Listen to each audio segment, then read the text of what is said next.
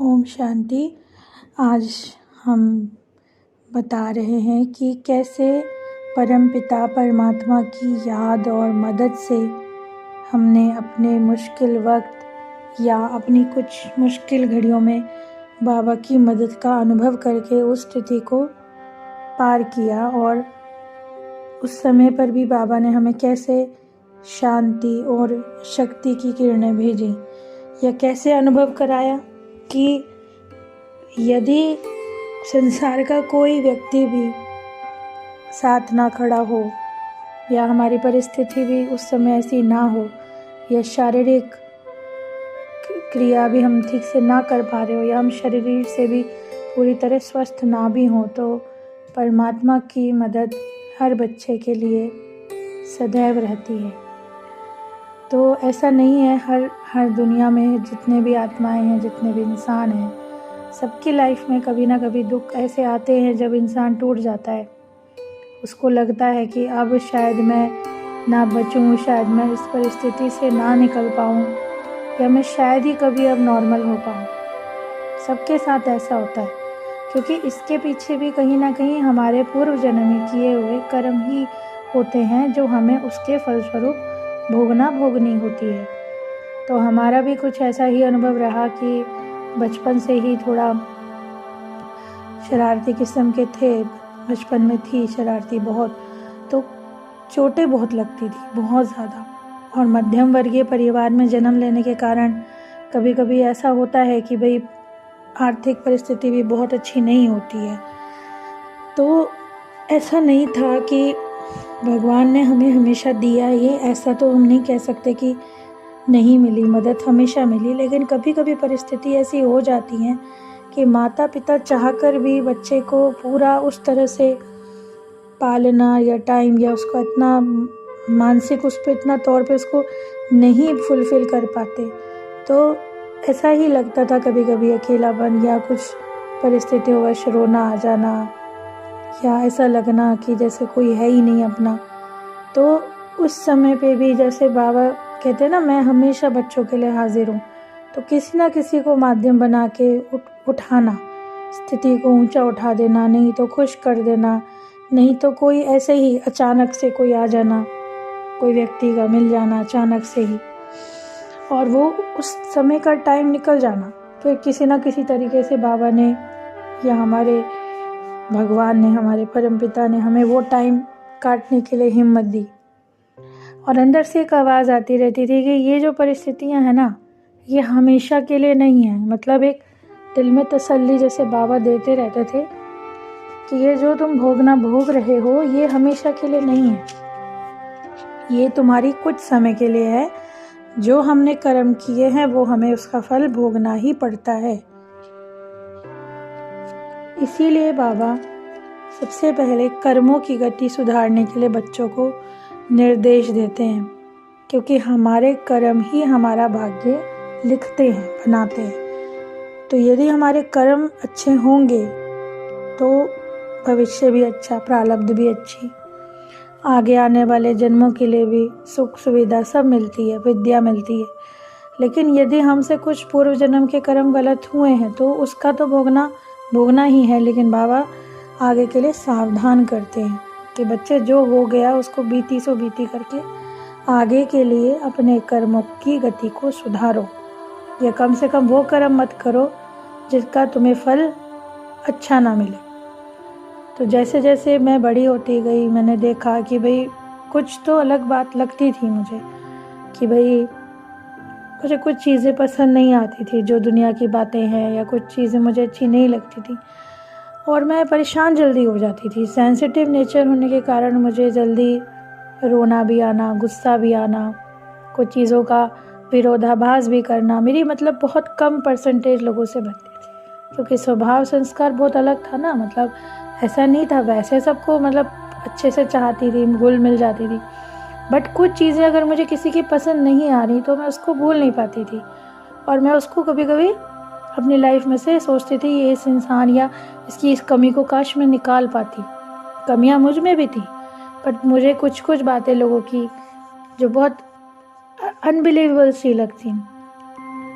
तो मुझे समझ नहीं आता था। परंतु जैसे जैसे समय बढ़ता गया तो मेरे माता पिता को भी कहते थे कि जैसे अभी थोड़ी सी ये सेंसिटिव है, बड़े होके ठीक हो जाएगी, बड़े होके ये थोड़ा सा मतलब इसका स्वभाव संस्कार बदल जाएगा। बट मेरा वो कैरी ऑन होता रहा, बल्कि शायद मैं यूँ कहूँ कि बड़े होने के बाद तो मैं और ही ज़्यादा डीपली बातों को समझने लग गई। पर जब मैंने ये देखा कि किसी की भी बुरी परिस्थिति में उसके अपने भी उसका साथ छोड़ देते हैं, तो मैं इस बात का इन्वेंशन करने में लग गई, फिर वो इंसान कैसे जीता होगा जब उसका कोई भी साथ नहीं दे रहा, जब उसकी शरीर भी उसका साथ नहीं दे रही। और ये क्रिया फिर मेरे साथ भी हुई।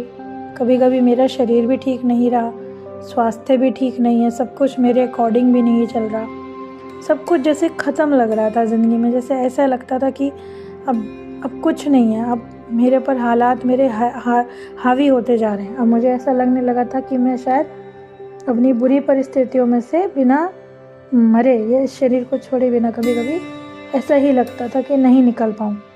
क्योंकि ऐसा होता है ना, हम लोग जो चाहते हैं कई बार वो नहीं होता, तो हमारे को बहुत अंदर से पीड़ा महसूस होती है।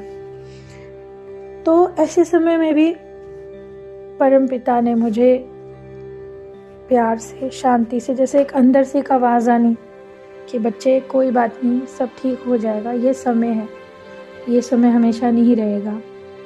या उस परिस्थिति से निकलने की बाबा ने कैसे मुझे एक, जैसे कहते हैं ना, एक आइडिया दिमाग में क्लिक कर जाना कि हम ऐसा कर सकते हैं, या इस समय पे मुझे खुद भी खुश रहना है, औरों को भी करना है।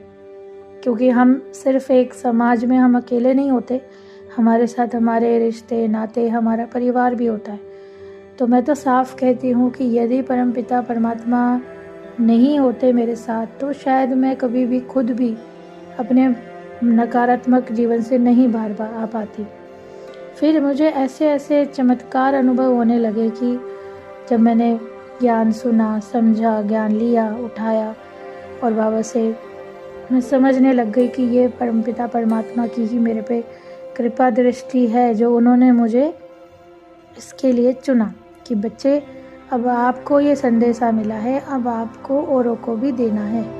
क्योंकि अन्य आत्माएं भी जो है वो भटक रही हैं इस समय। बहुत सी आत्माओं को तो पता भी नहीं है कि बाप आ गया, वो खुद भी परेशान हैं, और आने वाले उनके साथ स्थितियाँ भी ऐसी हो रही हैं कि उन्हें समझ नहीं आ रहा कि क्या करें। तो जब अब आपको ये ज्ञान मिल गया है, आपको ये परिचय मिल गया है, तो ये कार्य आप बच्चों को आगे बढ़ाना है। तो जिस तरह से हमें महसूसता होती थी, उसमें से एक बहुत सत्य अनुभव और बहुत मेरा थोड़ा दुखद अनुभव रहा कि मेरी जब लौकिक माता ने शरीर छोड़ा, तब मुझे बहुत ज़्यादा, मैं मतलब कहते ना, जैसे अपना ही अस्तित्व ही खोने लग गई। कि ये लगा कि भाई माँ के बिना अब क्या, ना मायका रहता है, ना कुछ रहता है। तो ये लगता था कि अब माँ की बहुत याद आती है। तो परमपिता परमात्मा सुबह ही मुझे माँ के रूप में भी प्यार से उठाना, मुझे हमेशा मेरे दिमाग में वही थॉट्स लाने जो मेरे लिए अच्छे हों।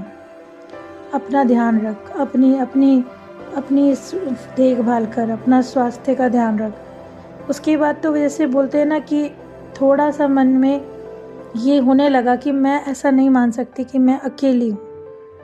अकेलापन जो मुझे लगने लगा था बहुत ज़्यादा, मैं खुद भी कई बार रोई कि जैसे कोई होता है ना कि बच्चे को जैसे कोई चाहिए और उस समय उसके पास कोई ना हो, तब भगवान उसके लिए हो जाते हैं कि भाई मैं तेरे साथ हमेशा हूँ।